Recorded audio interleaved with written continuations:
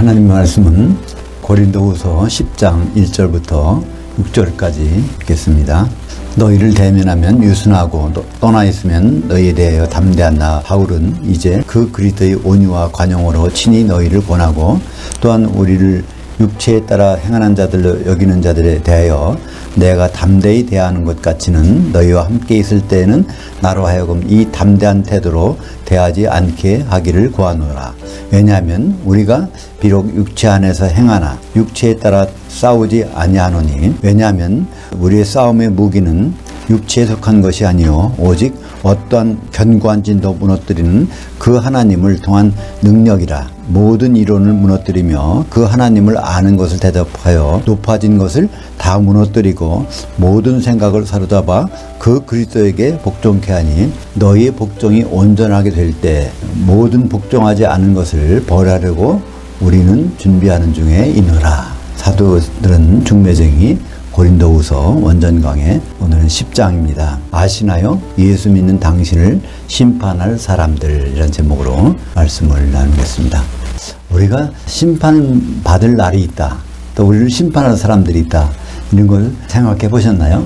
성경은 꾸준히 그것을 얘기하고 있습니다. 예수님 오실 때 올라가서 예수님 물론 심판하시지만 그분 12사도를 통해서 우리를 심판하십니다. 성경을 읽을 때 사도들의 말을 계속 보면은 우리가 심판받을 때 얼마나 도움이 되는지 몰라요. 그죠? 우리가 사도들의 말과 신약 성경과 우리의 심판은 아주 직결되어 있는 문제입니다. 오늘 1절에 보니까 너희를 대면하여 유순하고 떠나 있으면 너희에 대하여 담대한 나 바울은 여기에 너희 나 이렇게 나오는데 결국은 이건 성도들과 사도 이 바울의 입장에서 말하고 있는 것입니다. 사도들이란 과연 누구일까요? 사도를 헬라어로 아포스톨로스라고 합니다. 아포는 떼어낸다, 스톨로스는 설치한다 이런 뜻입니다. 떼어내서 설치한 것, 다시 말하면 어느 구조물이 있을 때 이것을 옮기려면은 그냥 옮기지 못하고 다 분해해서 옮기지 않습니까? 마찬가지로 예수님이란 거대한 반석이 있는데 이것을 우리에게 나눠주시려면 이걸 쪼개서 나눠주십니다. 그래서 반석을 쪼개낸 것을 페트로스라고 합니다. 그래서 베드로는 그 페트로스를 우리말로 이제 발음한 건데요.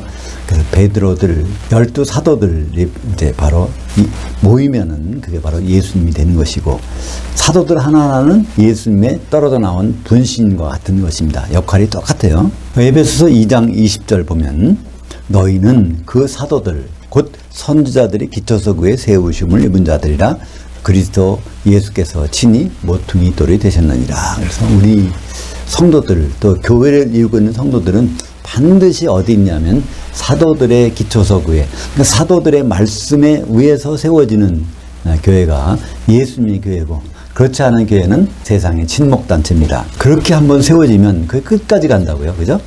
요한계시록 21장 14절에 보면 새 예루살렘이 나오는데 새 예루살렘은 어린 양의 신부입니다. 어린 양의 신부는 우리가 이제 장차 그렇게 될 거예요.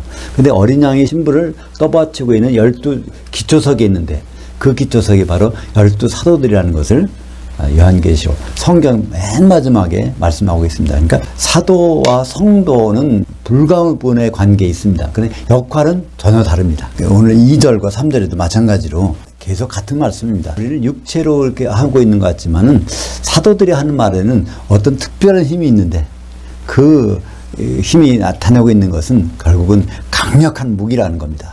근데 이 무기가 바로 성령이라는 것을 우리는 말씀 통해서 나오고 있습니다.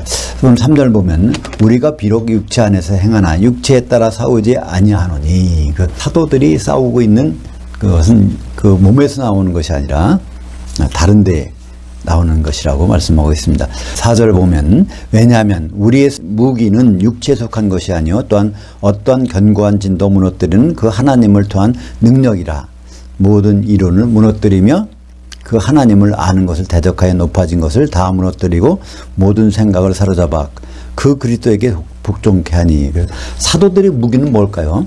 누가복음 24장 49절 예수님이 사도들에게 무기를 약속하고 가셨어요.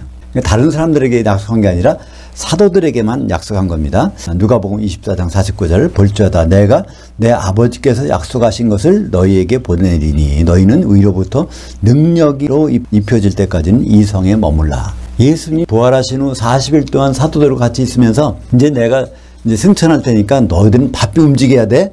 이런 말씀 안 하시고 너는 그대로 있어 이 성에.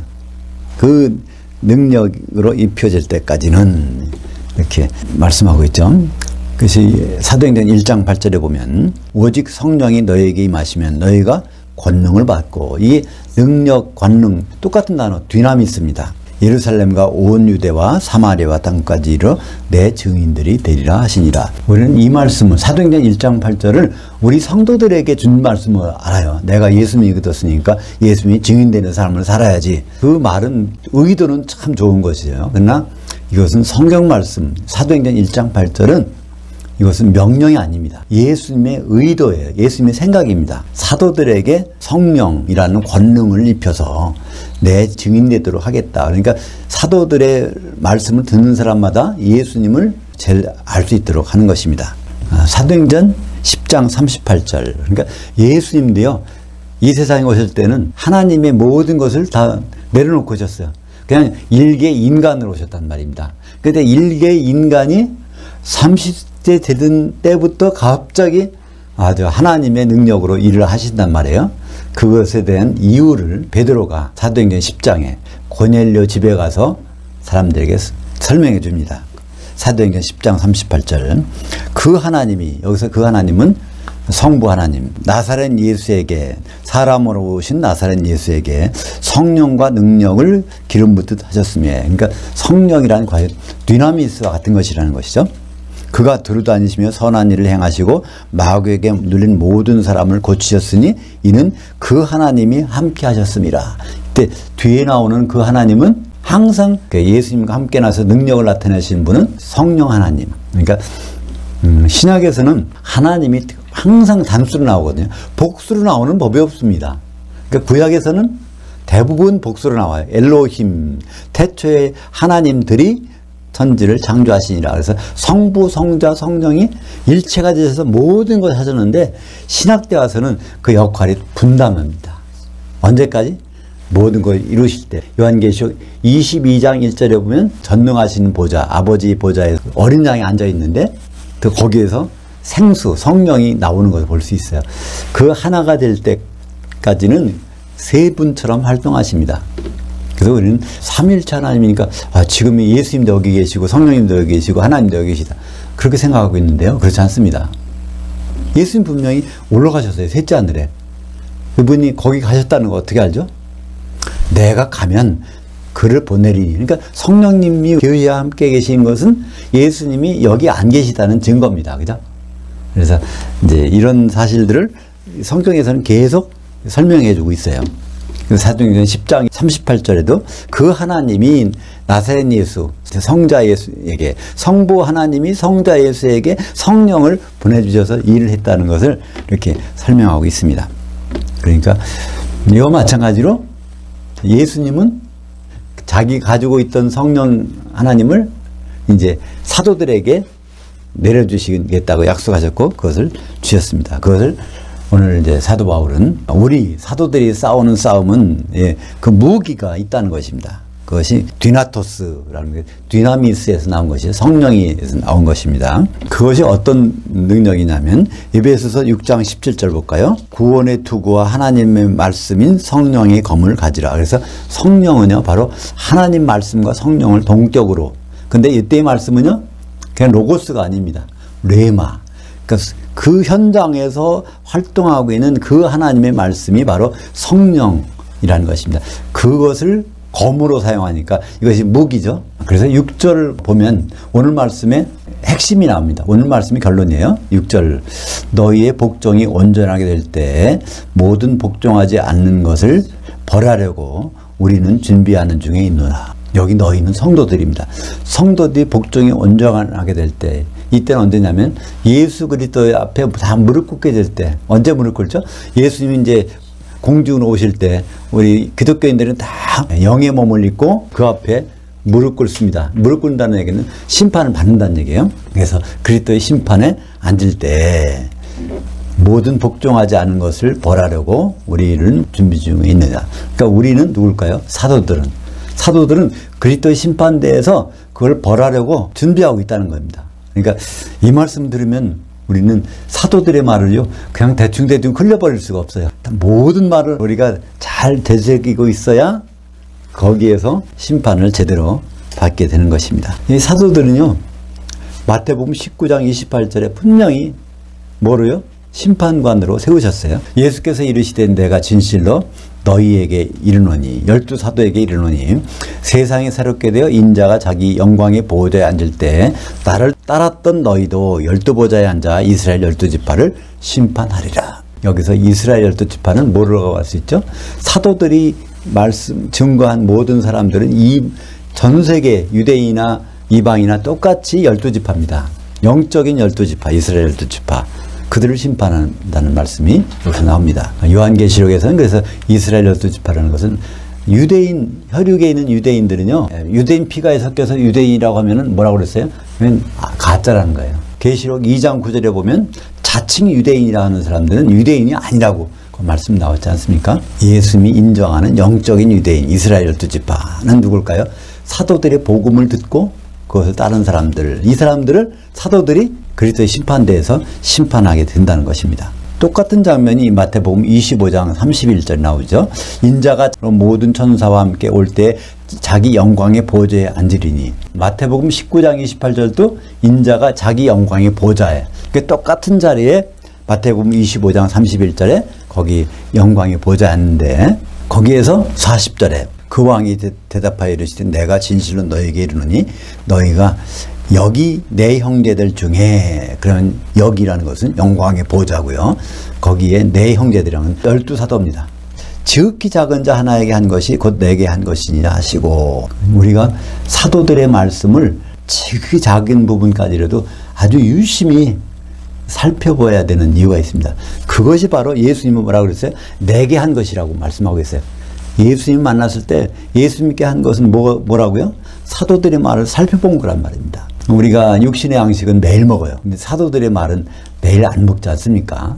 근데 그렇게 해야 된다. 그걸 가지고 우리를 심판하시겠다는 것입니다. 그러니까 이 세상에서 우리가 잘 준비해서 사는 것도 중요하지만 예수님 만났을 때 거기서 무슨 책망을 들을 수 있겠구나 그러면 우리가 눈이 번뜩하잖아요. 이 사도들의 말을 하루에 한 번씩이라도 반드시 봐야 될 것입니다. 그 심판 자리를 생생하게 나타내는 것이 요한계시록 19장 11절과 14절에 있습니다. 또 내가 하늘이 열린 것을 보니 보라 백마와 그것을 탄 자가 있으니 그 이름은 믿음과 진리라. 그가 의로 심판하며 싸우더라. 예수님이 공중에 백마 타고 나타나셔서 기독교인들을 심판하신 장면을 거기 나오고 있죠. 14절에 보면 그 하늘에 있는 군대들이 희고 깨끗한 세마포옷을 입고 백마들을 타고 그를 따르고 있었더라. 이들은 누굴까요? 예수님이 백마 탄 대장이시니까 그를 따르는 군대가 있을 거 아니에요? 근데 그를 따르던 군대가 결국 누굴까요? 사도들입니다. 똑같은 단어 썼어요. 아클루떼오라는, 마태복음 19장 28절에 나를 따랐던 아클루떼오 너희들이 바로 12지파를 심판하리라. 근데 요한계시록에서도 백마 타고 온 이를 따라서 그를 따랐던 그 사람들이 사도들이라는 것은 우리는 알 수 있죠. 그러니까 오늘 제목처럼 아시나요? 예수 믿는 당신을 심판할 사람들. 그러니까 우리가 심판받게 돼 있는데 우리를 심판할 사람들이 누구인지 안다면 이 심판에서 굉장히 유리한 고지에 올라 있는 거 아닙니까? 그죠? 우리가 만약에 이 세상에서도 재판을 받는데 재판장이 누군지를 알면은 어떻게 하면 유리할까요? 되게 그런다고 그래요. 재판장이 누군지 알면 재판장과 친한 변호사를 써서 그 돈을 많이 주고 쓰면은 또 이렇게 재판에서 유리하게 받는다고 그러는데 세상 재판도 이런데 우리가 그리스도 그분 앞에서 심판받을 때 심판관들과 잘 한다면은 우리가 얼마나 유리하게 심판을 받을 수 있습니까? 근데 그 심판관 중에 한 사람, 바울이 계속 우리에게 이런 말씀 해주는 거예요. 이 말씀, 저 말씀 계속. 근데 우리는 그냥 흘려버리고 나면은 나중에 후회하게 되지 않겠습니까? 그 말씀을 그대로 받아들여야 되겠죠? 7절 보겠습니다. 너희는 미모만 보는도다. 만일 사람이 자기가 그리스도께 속한 줄을 믿을진데 자기가 그리스도에게 속한 것 같이 우리도 그러한 줄을 자기 속으로 다시 생각할 것이니라. 우리는 그냥 많은 사람들이 대부분 그렇죠? 기독교인들은요 하나님만 주님만 생각해요. 무조건 주님께 잘 보여야지. 주님을 어떻게 찬양해야지. 거기에 누구를 안 봐요? 사도들을 아무 관심 안 갖는단 말이에요. 사도들이 해야 하는 일을 자기가 뺏어가고 하면서 전도하고 선교하고 사도들이 하는 일을 하면서 사도들에게는 정작 관심 안 가져. 근데 여기서 사도가 말하는 거 아닙니까? 그리스도께 속한 자라고 생각하면서 사도들은 생각하지 않느냐, 이 말씀을 하고 있는 것입니다. 이것은 반드시 사도들을 통하지 않고서는 예수님께 다가갈 수 없습니다. 왜냐하면 사도들이 기초석 위에 우리를 세워놨기 때문이었습니다. 요한복음 17장 20절과 21절은 요한복음의 핵심, 요한복음의 17장은 무슨 장인가요? 겟세마네 기도. 다른 마태, 마가, 누가복음 보면은 겟세마네에서 기도했다 이렇게만 나와 있는데요. 그 기도의 내용은 별로 안 나와 있습니다. 기도의 그 내용들을 다 담은 것이 요한복음 17장입니다. 근데 마태복음이나 다른 복음 보면 그랬죠? 예수님이 기도하실 때 제자들이 다 잤다고 그래요. 거기서 특별히 베드로, 야고보, 요한 3명은 예수님 더 가까이 있었는데 그들이 잤다고 마태는 기록하고 있습니다. 마태가 졸았으니까 그런 것 같아요. 근데 사실은 그 자리에서 잠 안 자고 그걸 다 듣고 기억한 사람이 있습니다. 그게 누굴까요? 요한입니다. 그러니까 요한복음에다가 예수님이 기도한 내용을 딱 적어놨죠. 그거의 핵심이 바로 요한복음 17장 20절, 21절입니다. 내가 비옵는 것은, 예수님이 기도하는 것은 이 사람들만 위함이 아니요, 거기에 모여있던 사도들만 위함이 아니요, 또 그들의 말로 말미암아, 사도들의 말로 말미암아 나를 향하여 믿는 사람들, 그러니까 성도들도 위함이니 아버지께서 내 안에, 내가 아버지 안에 있는 것 같이 그들도 다 하나가 되어 우리 안에 있게 하사 세상으로 아버지께서 나를 보내신 것을 믿게 하옵소서. 여기 보면 그들의 말로 말미암아, 이게 중요합니다. 나를 향하여 믿는 사람들도 중요하지만 중간에 있는 그들의 말로 말미암아, 그러니까 사도들의 말로 말미암아 예수를 믿어야지 다른 것 가지고 예수 믿는 다 헛것이란 말입니다. 오늘 말씀 8절 보겠습니다. 주께서 우리에게 주신 권세는 너희를 무너뜨리려고 하신 것이 아니오 세우려고 하신 것이니 내가 이에 대하여 지나치게 자랑하여도 부끄럽게 아니하리라. 여기에 무슨 말씀이 있어요? 세우려고. 이 단어는요, 건축하려고 라는 단어입니다. 건축하려고. 이 단어가 어디 나왔을까요? 마태복음 16장 18절. 또 내가 내게 이르노니 너는 베드로라. 내가 이 반석 위에 내 교회를 세우리니. 이게 똑같은 단어예요. 예수님은 교회 세우겠다 하면서 시몬 베드로에게 그때 이름을 뭐라고 바꿔주셨어요? 반석조각. 그러니까 이 반석조각이 온전히 모이면 12조각이니까 거기에다가 내 교회를 세우겠다고 하셨는데 바울이 그 자리에 없었어요. 근데 여기다가 똑같은 말씀 하지 않습니까?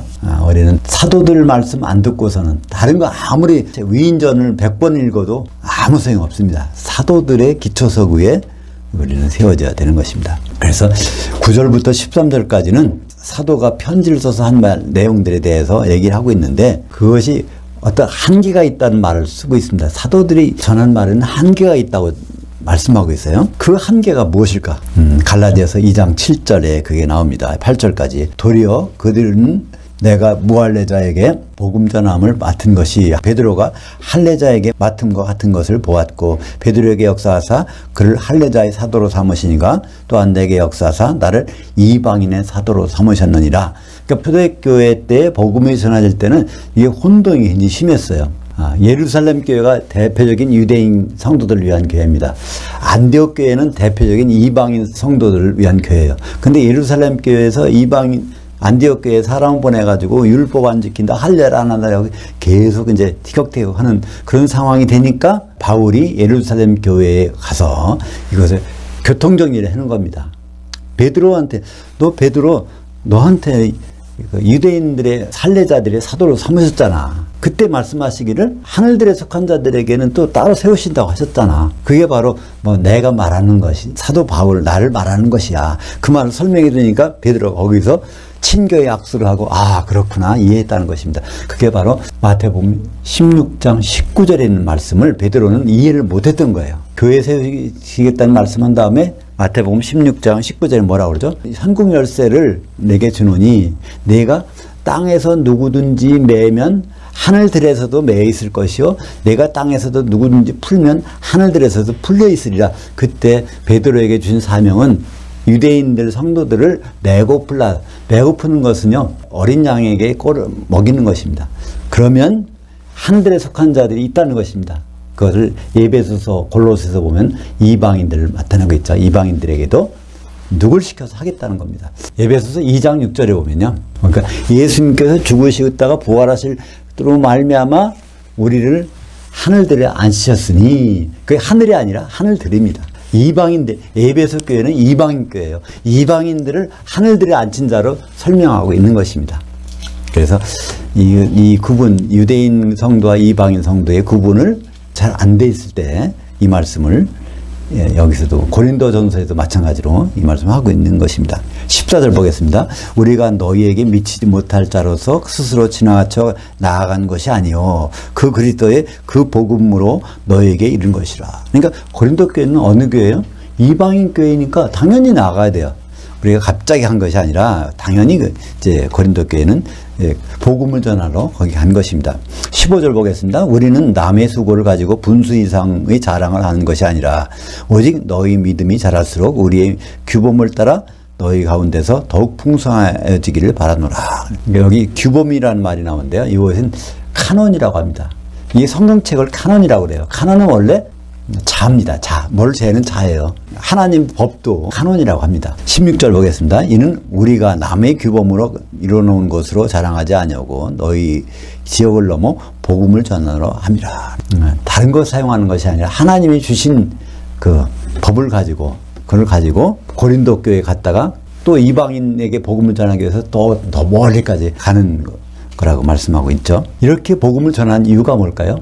그 이유는 마태복음 24장 14절에 나옵니다. 이 왕국복음이 이 왕국복음은 천국복음이라고 번역되어 있는데 그게 천국이 아니라 왕국복음, 천년왕국복음입니다. 이 왕국복음이 모든 민족에게 증언되기 위하여 온 거주지에 전파되리니 그제야 끝이 오리나. 그러니까 예수님 오시는 시기에 맞추기 위해서 사도들은 그렇게 열심히 그걸 전하고 있는 것입니다. 그럼 여기서 어떤 사실을 한번 확인할 수 있을까요? 예수 믿는 사람들은 예수 오시면 다 들림받아. 근데 이 땅에 남아있는 사람들은 100% 어떤 사람들일까요? 복음이 전파되었는데도 믿지 않은 사람들이죠. 그죠? 그들은 바로 기회가 없습니다. 그죠? 지금은 기회가 있을 수 있어요. 그러나 그때는요, 주님이 오셨을 때는요, 땅 끝까지 복음이 다 전해져 있어. 다 믿을 만한 사람들은 다 믿게 돼 있단 말이에요. 근데 복음을 받고도 안 믿어서 남아있는 사람들이니까 그들에겐 기회가 없어서 나중에 천년왕국 지난 다음에 완전히 불에 태워지죠. 공중에 올라갔다가 17절 보겠습니다. 자랑하는 자는 주 안에서 자랑할지니라. 그러니까 우리가 자랑해도 항상 주 안이란 말은 좀 구체적으로 하면 그리스도의 몸 안에서, 교회 안에서, 그러니까 교회를 통해서 자랑해야 나중에 가서 올라가서도 칭찬을 받을 거 아닙니까? 18절 마지막 절 보겠습니다. 왜냐하면 옳다 인정함을 받는 자는 자기가 자기를 칭찬하는 자가 아니요 오직 주께서 칭찬하시는 자니라. 너무나 당연한 말이죠. 우리가 이 세상에서 많은 칭찬을 받아요. 근데 그건 별 소용이 없다는 말입니다. 주님이 칭찬해 주는 자가 진짜 칭찬해 주는 자라는 거예요. 그죠? 그래서 우리는 이 세상에서 칭찬을 좀 못 받을 때라도 주님께 칭찬받는 일을 할 수만 있다면 우리는 안심인 것입니다. 야고보서 1장 12절 거기에 옳다 인정함을 받는다는 도키모스라는 단어가 있는데요. 그 단어가 어떻게 쓰였는지 보겠습니다. 시험을 참는 자는 복이 나니 이는 시련을 견디어냄. 이게 바로 옳다 인정된 자가 주께서 자기를 사랑하는 자들에게 약속하신 생명의 면류관을 얻을 것이기 때문이라. 그래서 야고보서에서 나오는데 시험이 닥치면은 그거를 두려워하지 말고 오히려 반갑게 여기라는 겁니다. 그걸 통과하면 옳다 인정을 받게 되고 생명의 면류관을 받기 때문에 그렇다는 것입니다. 오늘 고린도후서 10장을 통해서 사도가 왜 이렇게 간절히 말하는지, 성도들에게, 고린도 교회 성도들에게 왜 이렇게 애타게 말하는지, 왜 그렇죠? 그들을 다시 볼 것이기 때문에, 그들을 다시 볼 때는요, 심판자와 심판을 받는 자의 관계에서 공중에서 이렇게 만나게 되는 것을 사도 바울은 보기 때문에, 다 알기 때문에 이렇게 써가면서 말하는 거죠. 같이 만날 텐데 그때 가서 심판받을 때 어떻게 되려고 그래? 그걸 다 하는 거죠. 그러니까 사도 바울의 입장에서는 안타까웠을 것 같아요. 이 중에서 지옥 갈 사람, 혼자 만찬에 내려갔다가 천년왕국에 갈 사람 분명히 나눠질 텐데 내가 사도로서 하는 말들을 잘 좀 받아들여줬으면 좋겠는데, 그런 심정 가지고 기록하지 않았겠습니까? 기도하시겠습니다. 하나님 아버지, 사도의 심정, 그리스도의 심정을 우리에게 알게 하심을 감사드립니다. 우리가 어쨌든 주님 앞에 만날 텐데 그때는 우리들이 죄가 아니라 사도들의 말을 어떻게 꼼꼼히 들었는가를 가지고 따진다고 했사오니, 앞으로 남은 우리 생애 동안에 사도들의 말을 잘 살펴보는 우리 신앙이 될 수 있도록 인도하여 주시옵소서. 예수님 이름으로 기도합니다. 아멘.